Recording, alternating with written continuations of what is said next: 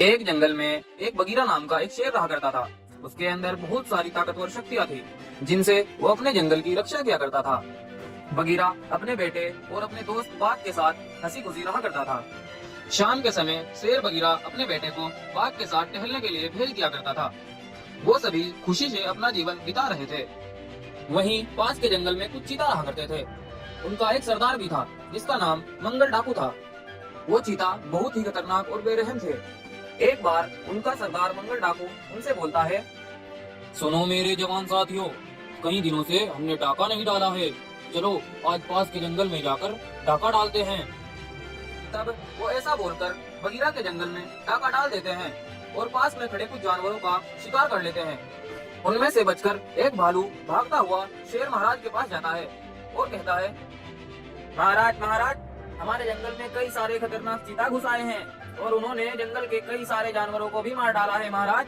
ये सुनते ही शेर बगीरा भागता हुआ उनके पास पहुंचता है और अपनी शक्तियों से उनके ऊपर वार करता है।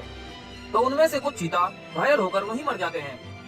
तब उनका सरदार डाकू मंगल सिंह अपने साथियों को लेकर भाग जाता है और वहीं जंगल में रुककर अपने साथियों से बोलता है, यह जादुई शेर कौन था और इसकी हिम्मत कैसे हुई हमसे पंगा लेने की? अब इसे इसका खामियाजा भुगतना होगा। वो तो ठीक है महाराज, लेकिन वो शेर बहुत ताकतवर है। हमें उससे बदला लेने के लिए कोई ना कोई तरकीब सोचनी होगी। फिर 2-3 दिन बीत जाने के बाद वो मंगल डाकू शेर के बेटे को उठा लेता है और शेर के पास जाता है। अपने बेटे को उनके हवाले देख शेर बहुत परेशान हो जाता है। शेर, तुमने हमसे पंगा लेकर बिल्कुल भी अच्छा नहीं किया। तुमने मेरे ही सामने मेरे ही साथियों को मार डाला। अब चाहे या तो तुम्हारा ये मासूम बेटा मारा जाएगा या फिर तुम मरने के लिए तैयार हो जाओ। बेचारा शेर दोनों ओर से मुसीबत में घिर चुका था। तब शेर मंगल डाकू से बोलता है, रुको मंगल, मेरे बेटे को छोड़ दो, मैं मरने के लिए तैयार हूँ। तब बगीरा शेर खुद ही नीचे गिर जाता है और मंगल डाकू बगीरा के बेटे को छोड़कर शेर को जान से मार देते हैं और अपने साथियों का बगीरा से बदला भी ले लेते हैं। शेर को मारने के बाद वो अपने जंगल वापस लौट जाते हैं। बेचारा शेर का बेटा अपने पिता के पास खड़ा अकेला रो रहा था। तभी वहीं पर एक पेड़ उतरता है और उसके अंदर से कुछ शक्तियां गिरती हैं और बगीरा के शरीर में चली जाती है। तभी शेर फिर से जिंदा हो जाता है। यह देखकर शेर का बेटा बहुत खुश हो जाता है। तभी उस पेड़ से आवाज आती है, सुनो शेर, तुम्हारे साथ तुम्हारे अपने ने ही गद्दारी की है। क्या मेरे अपने? आखिर वो कौन हो सकते हैं पेड़? अब तुम अपनी दोनों आंखें बंद करो और जो पीछे हुआ वो तुम्हें सब दिख जाएगा। तब शेर अपनी दोनों आंखें बंद करता है और शेर को दिखाई देता है जब वह उन चीता के साथ लड़ रहा था तो बाघ दूर खड़ा ये सब देख रहा था।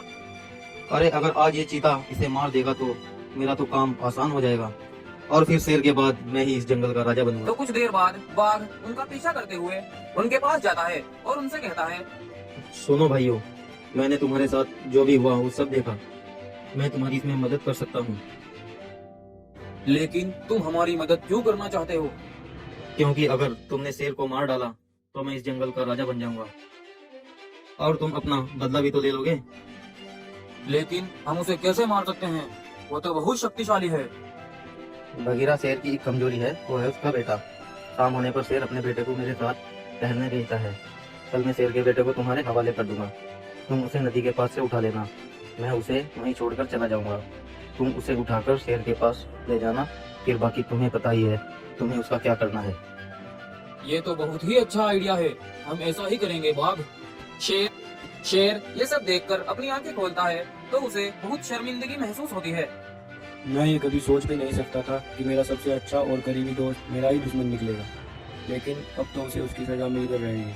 तब शेर भागता हुआ गुस्से में बाघ के पास जाता है और बाघ को बहुत मारता है। और फिर शेर अपने बेटे के साथ हंसी खुशी से रहने लगता है।